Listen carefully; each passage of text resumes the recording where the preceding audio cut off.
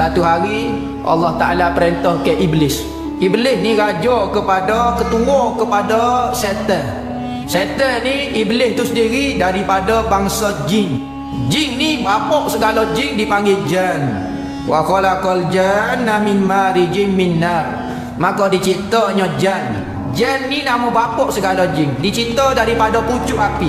Maka daripada jan ini melahirkan generasi jin. Sahabat beriman yang dirahmati Allah. Allah Subhanahu wa Ta'ala telah memerintahkan seorang malaikat bertemu iblis untuk berjumpa dengan Rasulullah sallallahu alaihi wasallam untuk memberitahu segala rahsianya, sama ada yang disukai maupun yang dibencinya. Hikmatnya di sini adalah untuk meninggikan derajat Nabi Muhammad sallallahu alaihi wasallam dan juga sebagai peringatan kepada sekalian umat manusia. Lalu malaikat itu pun datang bertemu iblis dan berkata, "Hai iblis, bahawa Allah yang maha mulia lagi maha besar memerintahkan engkau menghadap ke hadrat Rasulullah baginda Nabi Muhammad sallallahu alaihi wasallam. Hendaklah engkau membuka segala rahsiamu dan apa yang disoal oleh Rasulullah hendaklah kamu jawab dengan sebenar-benarnya. Jika engkau berdusta dengan satu perkataan pun, nescaya akan dihancurkan segala suku-suku anggota badanmu, uratmu serta disiksa dengan azab yang keras." Mendengar sahaja perkataan malaikat itu, iblis ketakutan. Maka segeralah iblis menghadap Rasulullah dengan menyamar sebagai seorang tua dhaif yang buta sebelah matanya dan berjanggut putih panjangnya seperti ekor lembu. Iblis pun memberi salam, "Assalamualaikum ya Rasulullah."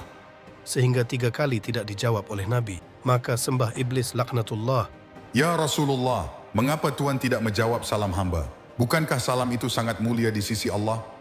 Lalu jawab Nabi dengan marah, "Hai aduwullah seteru Allah, kepada aku engkau menunjuk baikmu? Jangan cuba menipu aku sebagaimana engkau menipu Adam alaihissalam sehingga keluar dari syurga. Habil mati dibunuh Qabil dengan sebab hasutan kau. Nabi Ayub dengan asap racun hingga sengsara beberapa lama.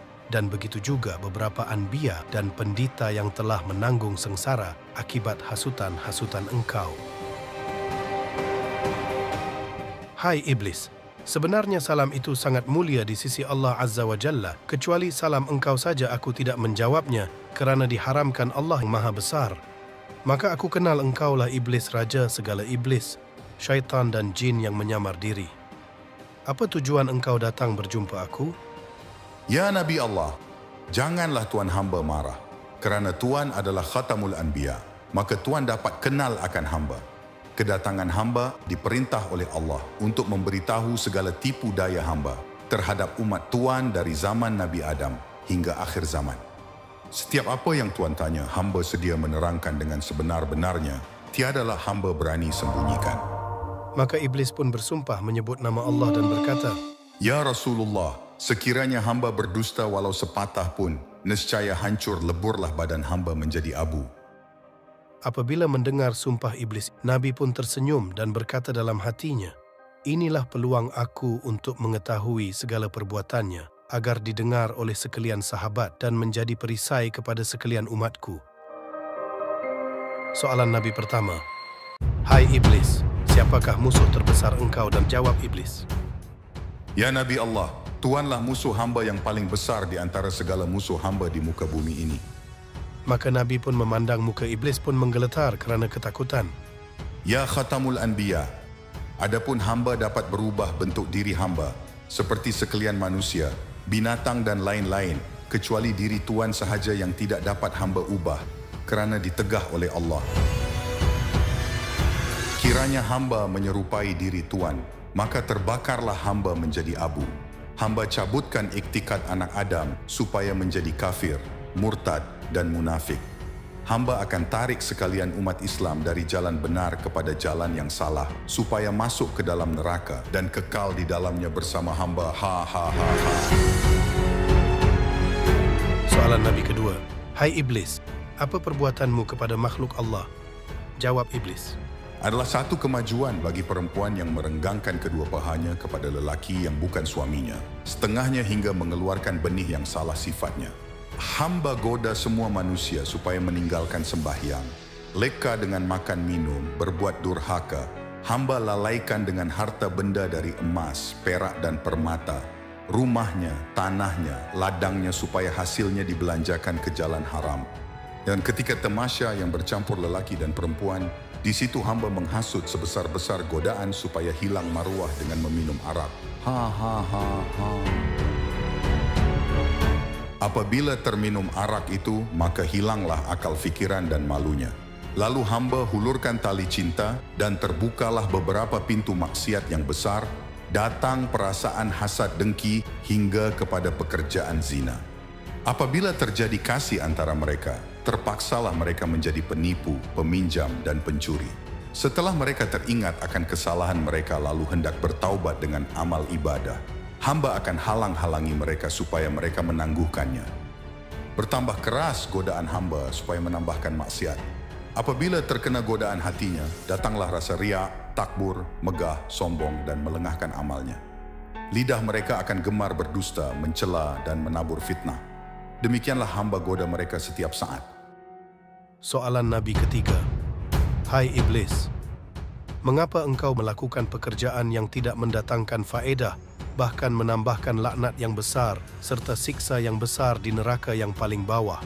Hai kutukan Allah, siapa yang menjadikan engkau, melanjutkan usia engkau, memberi pendengaran engkau, memberi kekuatan anggota badan engkau? Jawab Iblis. Sekalian itu adalah anugerah Tuhan yang Maha Besar. Tetapi hawa nafsu dan takbur hamba menjadi sebesar-besar kejahatan. Tuhan lebih tahu bahawa hamba beribu-ribu tahun menjadi ketua kepada sekalian malaikat dan pangkat hamba telah dinaikkan dari satu langit ke satu langit yang tinggi. Kemudian hamba tinggal di dunia ini beribadat bersama sekalian malaikat. Tiba-tiba datang firman Allah Subhanahu wa Ta'ala hendak menjadikan seorang khalifah di dunia ini. Hamba membantah. Lalu Allah menciptakan lelaki, Nabi Adam. Lalu dititahkan sekalian malaikat memberi hormat kepada lelaki itu, kecuali hamba yang ingkar. Allah murka kepada hamba dan muka hamba yang cantik dan bercahaya itu bertukar menjadi keji dan buruk. Hamba berasa sakit hati. Kemudian Allah menjadikan Adam raja di syurga dan dikurniakan seorang permaisuri, Siti Hawa, yang memerintah sekalian bidadari. Hamba bertambah dengki dan dendam kepada mereka. Akhirnya hamba menipu menyuruh Adam memakan buah khuldi. Lalu keduanya dihalau dari syurga ke dunia. Kedua mereka berpisah beberapa tahun dan kemudian dipertemukan Allah di padang Arafah sehingga mereka mendapat beberapa orang anak. Kami hasut anak lelakinya Qabil supaya membunuh saudaranya Habil. Hamba masih tidak berpuas hati. Berbagai tipu daya hamba lakukan hingga hari kiamat. Sebelum Tuhan lahir ke dunia, hamba serta tentera hamba dengan mudah dapat naik ke langit untuk mencuri segala rahsia yang menyuruh manusia berbuat ibadat serta balasan pahala dan syurga mereka. Kemudian hamba turun ke dunia dan menghasut manusia dari apa yang hamba dapat dengan berbagai tipu daya hingga tersesat. Tetapi apabila Tuhan lahir sahaja ke dunia ini, maka hamba tidak dibenarkan oleh Allah untuk naik ke langit lagi. Banyak malaikat yang menjaga di setiap lapisan pintu-pintu langit. Soalan Nabi keempat. Hai Iblis, apakah yang pertama engkau tipu manusia? Jawab Iblis. Pertama, hamba palingkan iktikad imannya kepada kafir. Sama ada dari segi perbuatan, perkataan, kelakuan atau hatinya. Jika tidak berjaya, hamba akan tarik dengan cara mengurangkan pahala. Lama-kelamaan mereka akan terjerumus mengikut kemahuan jalan hamba.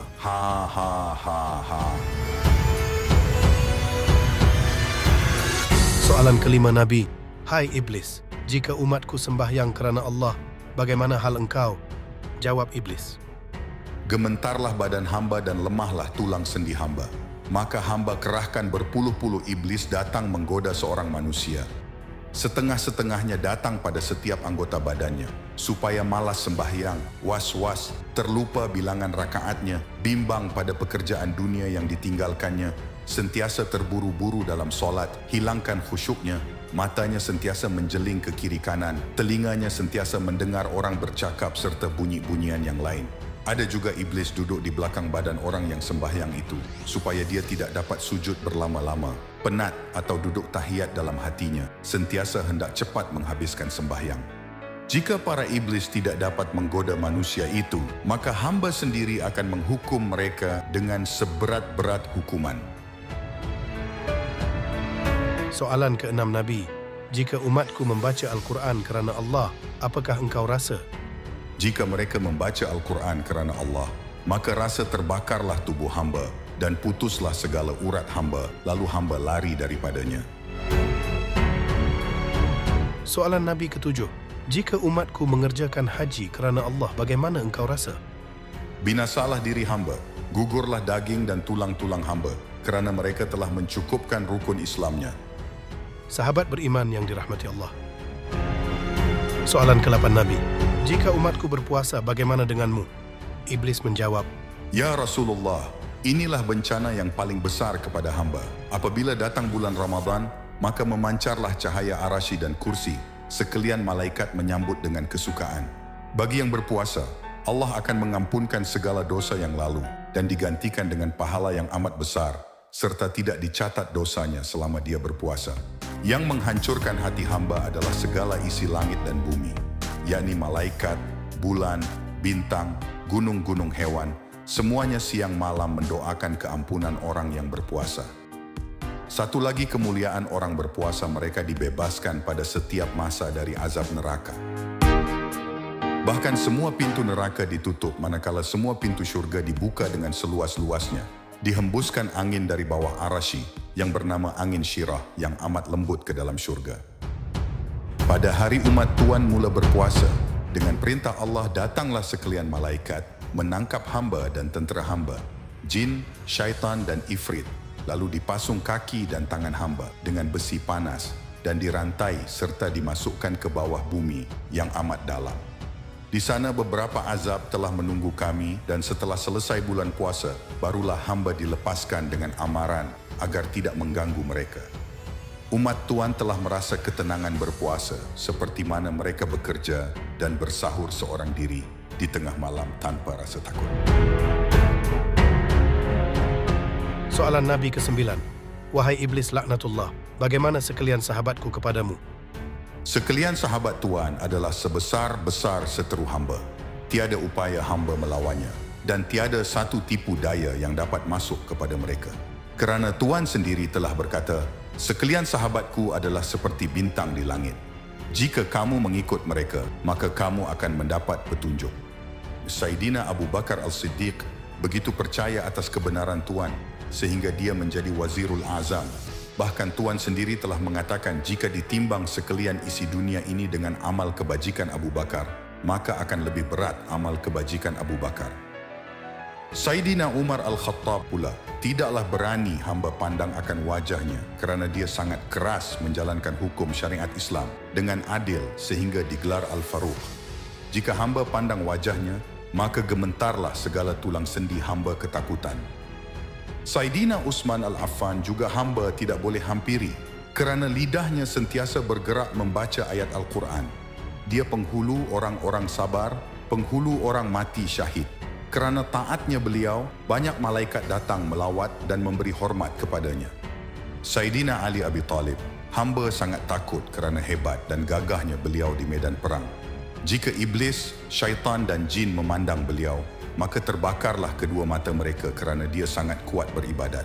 Beliau adalah budak pertama memeluk Islam dan tidak pernah menundukkan kepalanya kepada sebarang berhala.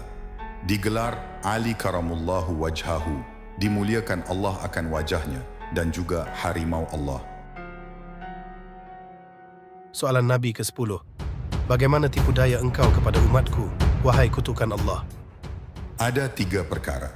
Pertama, umat Islam seperti hujan dari langit yang menghidupkan segala tumbuhan, yakni ulama yang memberi nasihat kepada manusia supaya mengerjakan perintah Allah serta meninggalkan larangannya. Seperti kata Jibril alaihi salam, ulama itu pelita dunia dan pelita akhirat. Yang kedua, umat Tuhan seperti tanah, yaitu orang yang sabar, syukur dan reda dengan kurniaan Allah, berbuat amal soleh, tawakal dan kebajikan. Ketiga, umat Tuhan seperti Firaun, terlampau tamak dengan harta dunia serta dihilangkan amal akhirat. Lalu hamba masuk ke dalam badannya, hamba putarkan hatinya ke lautan derhaka, dan hamba arah ke mana sahaja mengikut kehendak hamba. Ha ha ha ha. Lalu dia sentiasa bimbang kepada dunia. Tidak mahu menuntut ilmu, tiada masa beramal ibadat, tidak mengeluarkan zakat, miskin tidak mahu beribadah. Lalu hamba godanya minta kaya, dan apabila diizinkan Allah dia menjadi kaya, maka dilupakan beramal. Tidak berzakat seperti Qarun yang tenggelam dengan istana mahligainya. Apabila umat Islam terkena penyakit tidak sabar dan tamak, dia sentiasa bimbang akan hartanya. Bercakap besar sesama Islam, benci dan menghina kepada yang miskin, membelanjakan hartanya di jalan maksiat. Seterusnya, soalan Nabi ke-11. Siapa yang serupa denganmu? Ia adalah orang-orang yang meringankan syariat Tuhan dan membenci orang belajar tentang Islam. Lanjut soalan Nabi ke-12. Siapa yang mencahayakan wajahmu, wahai iblis terlaknat? Iblis menjawab, orang yang berdosa, bersumpah bohong, saksi palsu dan pemungkir janji. Ha ha ha ha ha. Soalan Nabi ke-13. Apakah rahsia engkau kepada umat-umatku? Jika seorang Islam pergi membuang air besar serta tidak membaca doa pelindung syaitan, maka hamba gosok-gosokkan najisnya ke badannya tanpa dia sedari. Soalan Nabi ke-14. Dengan jalan apa yang boleh menolak tipu daya engkau? Jika dia berbuat dosa, maka dia kembali bertaubat kepada Allah, menangis kesal atas perbuatannya. Apabila marah, segeralah mengambil air sembahyang, maka padamlah kemarahannya. Soalan Nabi ke-15. Siapakah orang yang paling engkau lebih suka? Orang-orang yang tidak mencukur atau mencabut segala bulu selama 40 hari. Disitulah hamba mengecilkan diri, bersarang, bergantung dan berbuai. Soalan ke-16 Nabi. Hai iblis, siapakah saudara-saudaramu?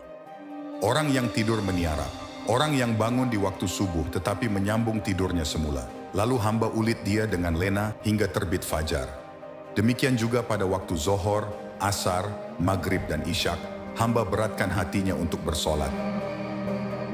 Soalan ke-17. Apakah jalan yang membinasakan dirimu, wahai iblis? Orang yang banyak menyebut nama Allah, bersedekah dengan tidak diketahui orang, banyak bertaubat, banyak bertadarus Al-Quran dan solat tengah malam. Sahabat beriman yang dirahmati Allah. Soalan Nabi ke-18 dan seterusnya. Hai iblis, apakah yang akan memecahkan matamu? Orang-orang yang duduk di dalam masjid serta beriktikaf di dalamnya. Orang yang taat kepada kedua ibu bapanya, mendengar kata mereka, menjaga makan dan pakaian mereka selama mereka hidup. Kerana Tuhan telah bersabda, syurga itu di bawah tapak kaki ibu. Lalu iblis pun meninggalkan Nabi.